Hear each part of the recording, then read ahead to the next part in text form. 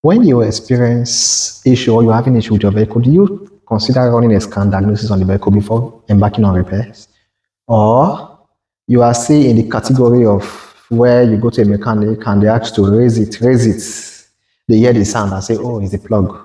You don't just go about doing things without confirming. I know some of you, you are driving your car with the check engine light on, you don't care. It doesn't mean anything to you because the vehicle is running and it's still is starting and is running. So you feel there is no problem. No, your vehicle is not supposed to be running with a check engine light or service engine soon on your dashboard like a Christmas light. You are supposed to run a scan to know what that is, what is the issue, because that is a light that is supposed to inform you if there's a problem with your vehicle.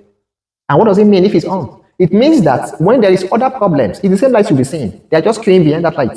You won't know. A light that was meant to alert you when there's a problem. It's not a light that is normal on your vehicle, that's on the vehicle instrument cluster.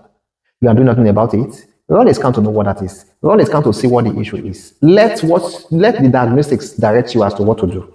Something as little as the escape of hydrocarbon from the fuel filler cap can trigger on your check engine lights. That is why most of the time, there is no check engine light on your vehicle. But as soon as you finish buying fuel and you put on your ignition to drive away, you notice that the light comes up. That is because you left the closing of the fuel cap to the fuel attendants. They may not know. Remember, on the lid, it is written there that when you are closing, there should be 2 clicks or 1 click depending on the make of the vehicle. If not, this light will come on, which is the check engine light. So ensure that while the fuel attendant is closing it, also ensure sometimes to confirm what they have closed, if it's properly closed or not. And remember, that's your fuel filler cap. There is a seal around it. Also check the edge of the seal if you can see some brownish stain whereby you see hydrocarbons or fuel vapor escaping. If it escapes, your check engine light will come up. And it will trigger a fault code. The common fault code you see is P0457, P0456.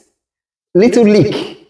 You need to cultivate the habit to run diagnosis first. After running diagnosis, the fault code you have, take them to your mechanic, then check your vehicle in the list of technical service bulletin, TSB, to see if the issue you are having is under TSB. That will make it easy for you than touching here, removing this, removing that, and not finding solution. Begin to test each of the components to know which of them is faulty before you move further. Don't just do things anyhow. Don't just carry on and begin to change, replace things up and down now without getting exactly what the issue is. You know, I always tell people that to replace a component is the easiest thing, but to know what the problem is the most difficult job. So you need to spend time to run diagnosis to be able to identify the exact fault before replacement.